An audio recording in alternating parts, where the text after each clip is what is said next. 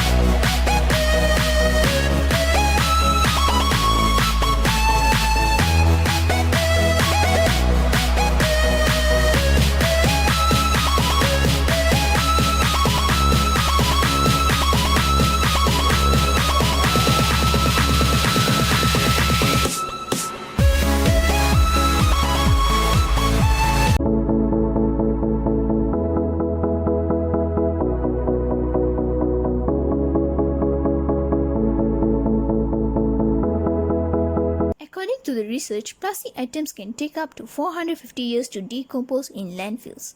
So, we have to reduce the usage of plastic items or practice the 3R.